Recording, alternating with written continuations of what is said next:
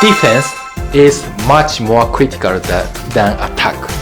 Within a year, folks, about 1 out of restaurants researched by Teikoku Data Bank closed their business.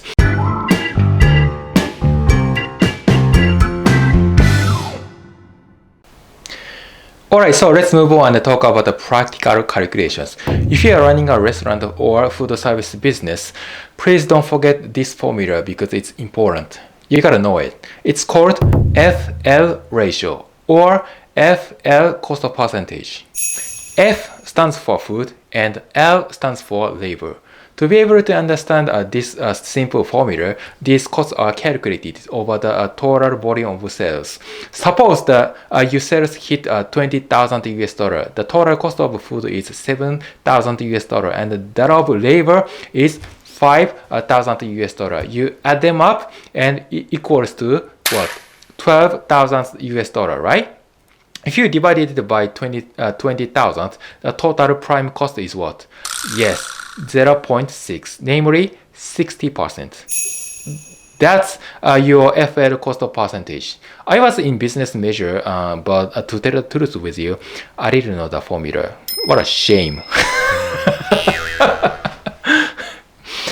Anyway, if your FL ratio is less than 55%, your business is on a roll. But if it's more than 55, 60, and 70%, you make less profit. Your business is gonna be out of whack. So FL ratio is an important indicator to measure if your restaurant management works fine. Especially in Japan, since restaurant profit margin can be quite low, I think you need to track your financial statement carefully to reduce wasted spending and optimize FL ratio in your control.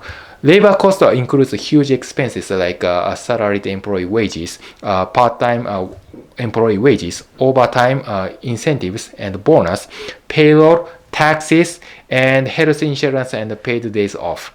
Oh man, that's too much for me. But if you can manage and master this formula of FL ratio, your restaurant is not gonna be closed forever. Here's what happens. To begin with your restaurant, marketing approach can be efficient strategy to support your business than a product out. So marketing is basically a concept to look for a customer's need in the market.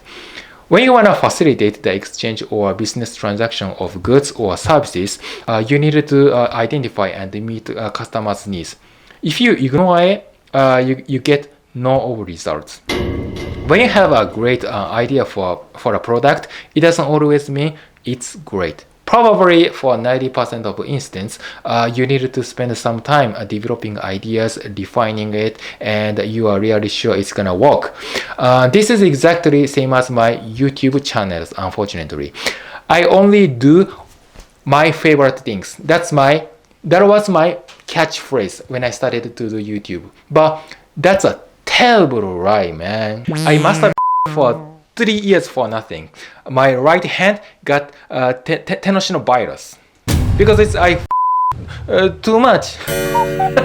That sucks, man. I can't even grab a pencil. Recently, I noticed that monetization from YouTube happens only after I make YouTube videos that everyone can be happy. Without achieving it, nothing happens. That's what I found. A lot of second-rated YouTubers in Japan created many videos about their favorite, their liking, and their hobbies. It's like, let me perform. Okay? I started my new YouTube channel. Yay! I'm so happy for you. Thank you so much for watching me. My channel is designed for those who loved much my dog. I would be loving to talk about my dog's tail. I like to touch, smell, and watch my dog's tail because it's puffy. So cute, isn't it? I'm so confident of talking about my dog's tail for 3 hours in a row. I already recorded 3 videos, so if you are interested in it, please subscribe to my channel by all means. Thank you. Who watches?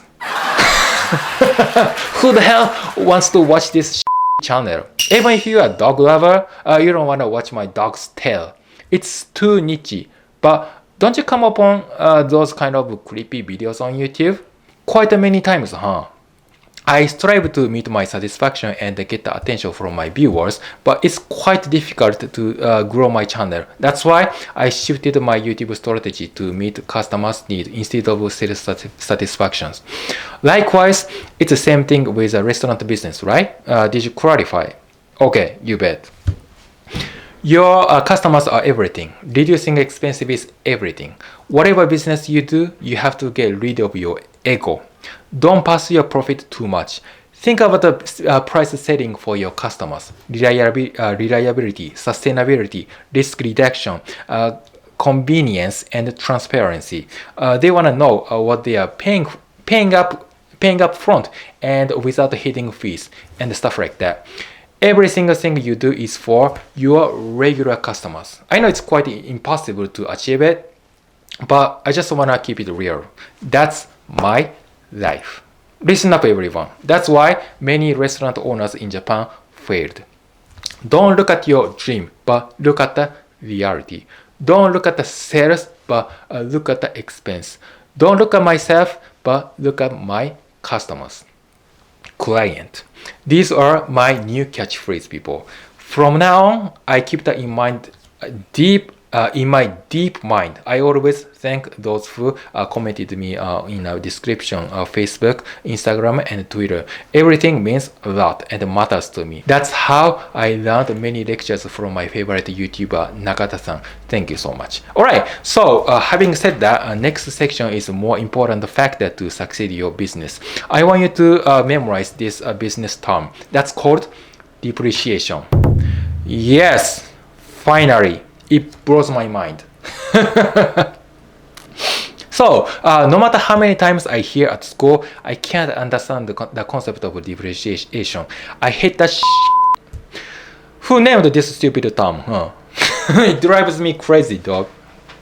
Basically, it defines the decrease in the value of assets over time. Also, that's called capital investment. For example, refrigerator, kitchen stuff like knife, cutting board, and some sort of kitchen equipment, they are considered as capital investment or capital expenditure. These costs are not calculated or allocated within a fiscal year, but a reasonable amount of time, like 3 to 5 years in general, because they are part of fixed cost. Okay, based on the durable expected lifetime, depreciation is subject to change. So, if you purchase a big manufacturing machine at $10,000 US, you keep using it for 5 years, but you have to record the expense evenly divided by 5. That means you have to add up $2,000 every year, right? I know you don't want to do this, but I tell you what. You better not underestimate capital investment. You know why? Because you spend too much initial investment for a startup in a first round, and later on you forget what you bought because you are into making profit. You prioritize making money. That's not what you are expected to do. And remember, sooner or later you're gonna have to retrieve investment that you spent. In Japan, like I said earlier, last year 557 restaurants were closed permanently within a year. That's a big number again. The taxation was increased, labor cost was increased because we had a chronic labor shortage. Everything's got expensive. So if you don't take it into consideration, you are done. Again, I want to remind you many times that you must minimize the expenditures no matter what. You should always know you don't spend too much capital investment, or you don't hire too many staffs at the same time. I see you on the second chapter. Okay? Thank you.